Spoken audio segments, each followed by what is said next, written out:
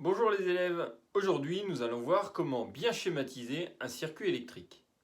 Parmi les dipôles que nous avons à schématiser, nous trouvons le générateur de tension continue et les piles.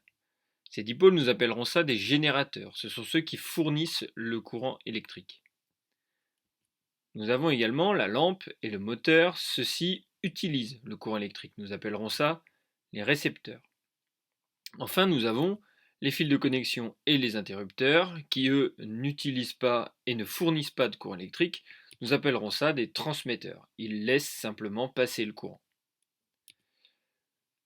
Comment schématise-t-on les générateurs? Commençons par la pile. Que ce soit une pile carrée ou une pile ronde, nous schématisons toujours de cette manière. Les deux bornes sont représentées par deux traits, puis nous avons le plus et le moins, qui sont schématisés par deux traits perpendiculaires. Il est à noter que la borne moins est plus petite que la borne plus. Le générateur de tension continue se schématise de la manière suivante. Les deux bornes, un cercle avec la lettre G au milieu et toujours le symbole plus et moins pour schématiser les deux bornes du générateur. Parmi les récepteurs, la lampe. Les deux bornes, un cercle avec une croix au milieu.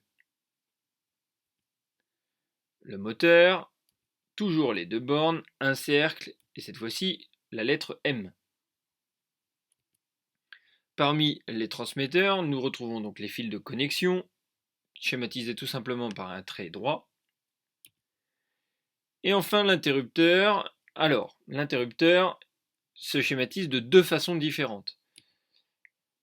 Les deux bornes avec deux points comme ceci. Si l'interrupteur est fermé, c'est-à-dire s'il laisse passer le courant électrique, nous schématiserons un trait comme cela. Au contraire, si il est ouvert, c'est-à-dire s'il ne laisse pas passer le courant électrique, nous schématiserons un trait comme ceci.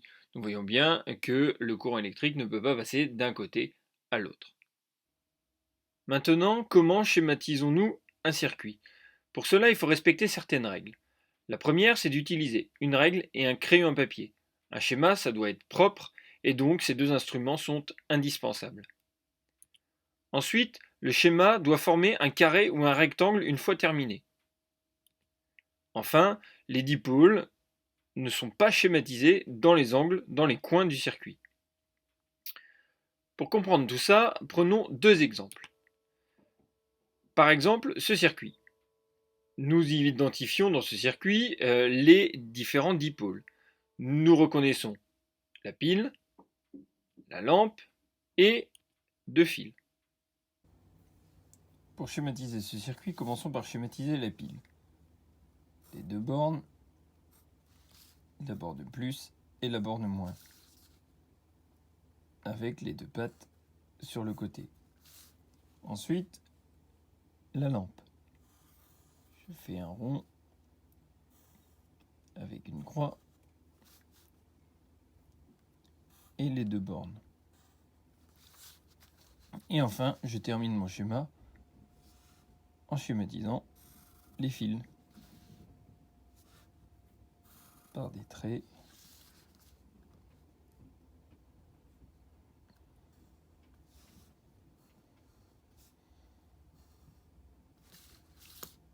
Et voilà mon schéma. Maintenant, ce circuit-là. Nous identifions un générateur, un moteur et un interrupteur ouvert. Nous voyons qu'il est ouvert puisque le moteur ne tourne pas. Ça veut donc dire que le courant ne circule pas dans ce circuit. Et nous avons également trois fils. Pour ce deuxième circuit, je schématise le générateur,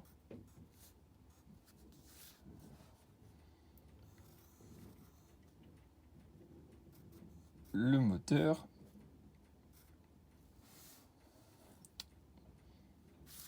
et l'interrupteur qui est donc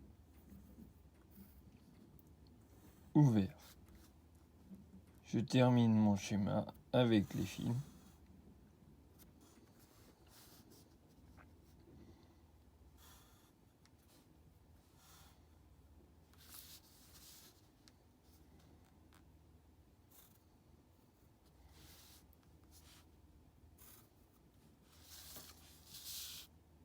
Et voilà. J'espère que vous avez bien compris cette vidéo. Maintenant, vous n'avez plus qu'à compléter votre fiche activité. À très bientôt.